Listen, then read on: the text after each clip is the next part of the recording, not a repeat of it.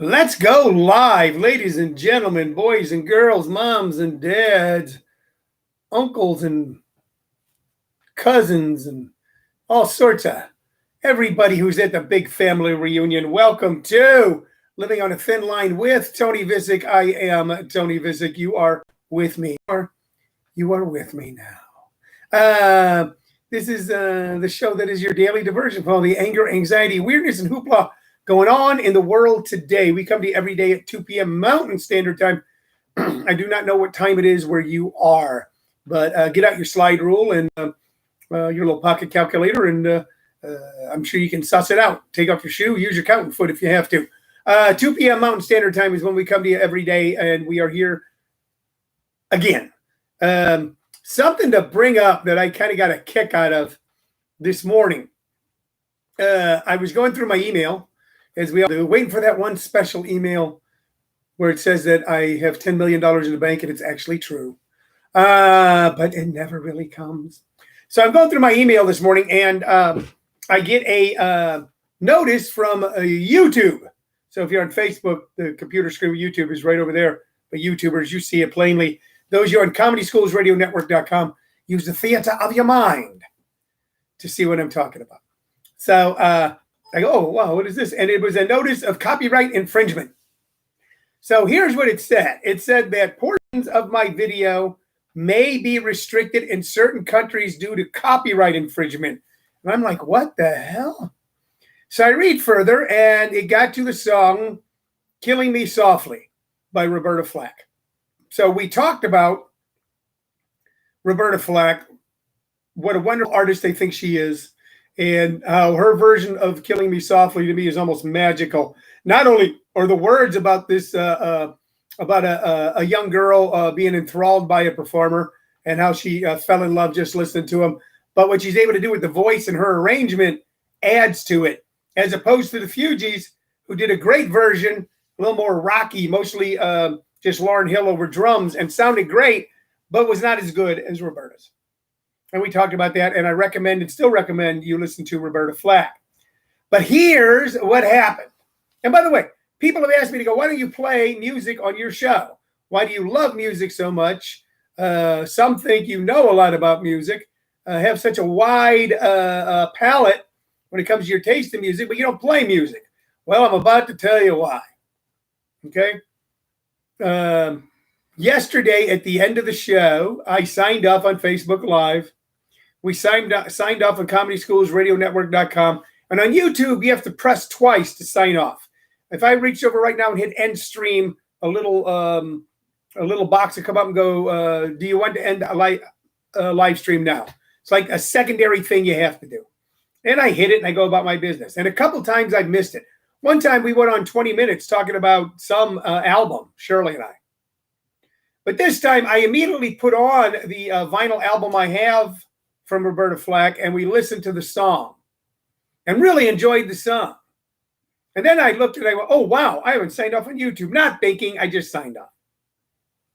And because even though I had signed off but not done the secondary part of signing off, and therefore I wasn't signed off, somewhere in the world or somewhere, whatever, however they do it algorithm-wise, they sent me saying that I had a copyright infringement. That's why we don't play music on this show. And you know what? That's a double-edged sword. That is really a double-edged sword for the artists. We're, in a sense, promoting artists with music that we've bought in the past, either at full retail value or in the secondary market, you know, some secondhand shop out of some cutout bin, a lot of it at full retail value. We're promoting the artist, talking about the artist. We do not have the power to revive an artist's career. It's a small show. But we do that. Okay? If we played their music and then you even got more excited or interested because of a cut or a portion of a cut that we played, we'd be exciting their career even more. And let's face it, we talk about some old fuckers on this show. But if we do, then we get a copyright infringement, or we have to pay to play the song. Now, that kind of makes sense to me. In the modern age, the technological age, so many jobs have been destroyed by the internet. Yes, so many have been created. So many jobs were destroyed. One of the jobs that got destroyed was the songwriters, because there was a definite formula, a definite way to figure out how many times a song was not only recorded or how many units were sold, but how many times it was played on jukeboxes, radio stations, elevators, parties. There was a formula figured out, and a charge was made to, if you owned a nightclub, you paid royalty fees. There was a standard. The royalty fee in a nightclub was based on the size of your club and the type of business you are. We figure you play X amount of hours of music. This would be your royalty fee. And then that's all divided up by the artists. But with the internet, and with Napster originally, that totally got destroyed. The whole thing got upended. The whole music business got upended because they couldn't sell units anymore. They couldn't sell vinyl albums or CDs or cassettes or any of that, digital downloads. Now they've kind of worked out the royalty rate on that with a lot of the internet companies, but it's not comparable to what it was before. But for years, they didn't have it worked out. It was in litigation. Certain internet companies going, we ain't paying shit. Sue us. You know, there were long lawsuits, large organizations suing one another. And finally, some songwriters are beginning to get paid again. So it's a double-edged sword that they don't let us play music. Bothers us because we love it and we're playing music all the time in this house anyway. On the other hand, I understand that the artists have to be paid. There has to be some sort of promotional level if you have under 100 subscribers. I don't know. Hell, I don't know. You know what? Hell, I don't know. Here's what I do know, and I'm going to share it with you right now. I am. Tonight at 7 p.m. Mountain Standard Time, I've got a humdinger, I got a whiz-bang, I got a hoo-ha willy of a show for you tonight at 7 p.m. We are bringing back, after a 2-week hiatus from the internet. We actually did a live show that was not broadcast on the internet, but then last week we took Sunday off. We just needed a break. We're back. We're back tonight, 7 p.m. Mountain Standard Time. Tony Vicich presents Sunday Night's Funnier. Great lineup, too, by the way. Paul Whitney, Abhinav Goyal, John Abraham, and Travis Miner. These are 4 very funny people. You will enjoy them. The diversity of talent is quite stunning. The diversity, actually, when I kind of look at the lineup, is really good, too. If you're looking for something fun that is new, now there's stuff that's new to you. Like Shirley and I are watching a television show right now called Queen of the South. I love gangster movies. I love cowboy movies and gangster movies. Kind of raised on them. The gangster movie is more from about the Italian mob to narco traffickers. And there's been some great ones as far as the stories go. I'm not saying it's great to be a member of the mafia or a narco trafficker. But we're watching one right now called Queen of the South. And I'm not going to review it right now. We're watching it all the way through. I think it suffers a little bit by being, it was originally on like basic cable. I didn't realize that. I thought it might have been a Netflix original. So there's certain things they can do and certain things they can't do. And it kind of messes with the storyline a bit. Anyway, that was made starting in 2014. It's not new. It's new to us. But if you want to see something new, not Johnson new, but new, who knew you knew where to find programming that was new. Tonight at 7 p.m. Mountain Standard Time, Tony Vicich presents Sunday Night's Funnier. Tickets are easy to get. Just go to comedyschools.com, click Get Tickets. They're the only tickets being sold right now. It says Tony Vicich's All-Stars, but it's this Sunday show. We're going to get that straightened up. You can also buy tickets on the flagship mothership of our video and audio portion of our business, Comedy Schools, radionetwork.com. Tickets are available there, too. When you buy a ticket to one of our shows, you are buying 3 things. You're buying entertainment, and I guarantee you're being entertained. You're actually buying 4 things because you're buying in a whole new concept in selling, in being able to access entertainment. But we're not going to have that one right now. Secondly, you're buying into the American economy because we use portions of the proceeds to pay the comics. And third, you are buying into doing good works because portions of the proceeds go to, I might as well just say it all goes to the same place, Maricopa Food Pantry. Wonderful group of people out there. Jennifer and I want to say Jim. out at Maricopa Food Pantry, helping feed needy people throughout Pinal County. We appreciate them so very much. Okay, we're on 3 platforms. When you buy one of our tickets, you're buying 3 things. And this show is built on 3 things. One being interaction with you, the audii. That's what I call it when it's a small group. I don't know if that's a real word. You, the audience, interactions with you when you make comments or ask questions on Facebook Live, YouTube Comedy Schools channel, or ComedySchoolsRadioNetwork.com. Okay, some trinket or bauble or memorabilia that we have laying around here in the home office that we share with you. And then I recommend 2 albums or 2 artists or 2 pieces of music based on my vast vinyl album collection. So here's our trinket for the day. And keep in mind, I will say under penalty of perjury, okay, you can put my feet to the fire. Okay, you could put me on a horse with the hangman's noose around my neck, like a horse thief himself. But I will definitely say I do not collect bobbleheads. That being said, here's our latest bobblehead. Yeah, look at that. And that's a good looking bobblehead, isn't it? Look at that. Look at that. It's got whoever, Chevrolet, I guess, was promoting that night. There's a little dog. The little dog's got a little white collar. Look at that. Isn't that cool? Look at that. Dog collar. And maybe you can make it out on YouTube, but you can't on Facebook or on ComedySchoolsRadioNetwork.com. It's Tony LaRussa. Tony LaRussa. And you may notice he's not in an actual uniform. He's in a regular polo shirt. He's in a regular polo shirt with a D on it. Regular polo shirt with a D on it. And why does he have a little dog? Look at that. And that's a good bobblehead, man. Look at that head bobblehead. Hip up, hip up. Hey, scuba duba, ba ba duba. Hey, baba duba, da duba. All right. All right. Why is Tony LaRussa in what is considered civvies with a dog? Okay. And yet was a bobblehead giveaway at one point in a D-backs game. Tony LaRussa became a few years ago the general manager. The general manager. Get the horse, build the fire.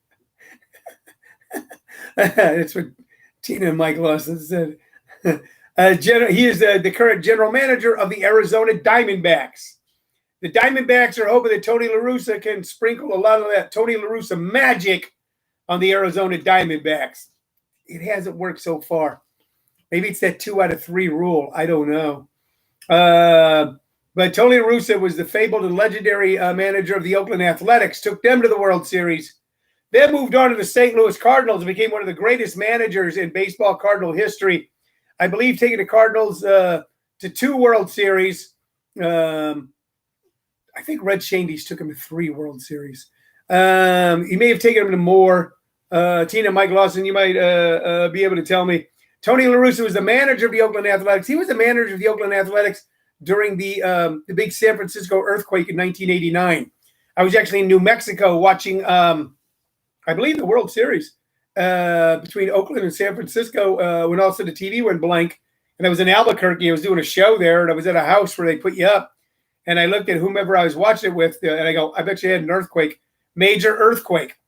But he took the Oakland Athletics and turned them into World Series contenders and winners. Took the St. Louis Cardinals and turned them into World Series winners and contenders. And now is with the Arizona Diamondbacks. A couple interesting things about Tony. He is a vegetarian.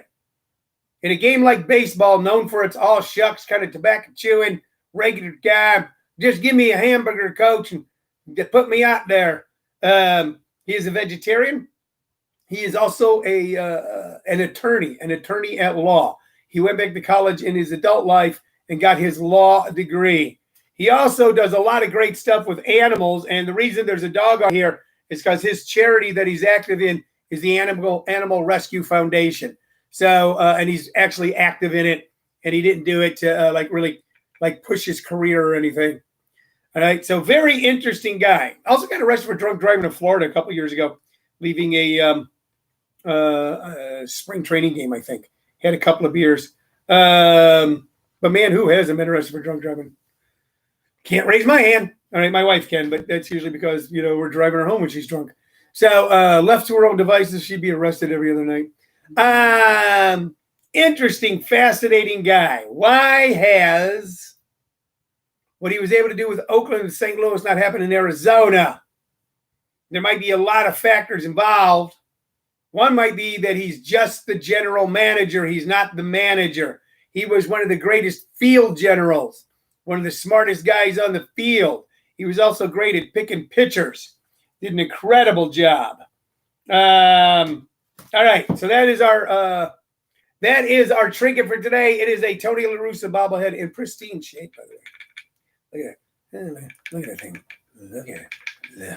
Look at it. All right, so that is our trinket for the day. Let's get to the music. Too damn hot. Too damn hot to come after me. All right, Tina, Mike, good. I agree. Yesterday, we did Roberta Flack and the Beatles. And those are like pretty big. The Beatles, of course, being massive, being omnipresent. Roberta being very much on people's minds for a little while and then kind of fell off. Today, we're going to go really kind of offbeat for what you might think. This first one, of course, really offbeat, Eddie Arnold. Eddie Arnold. So who was Eddie Arnold? Eddie Arnold was a singer. He was ostensibly a country singer. Okay, he usually charted on the country charts.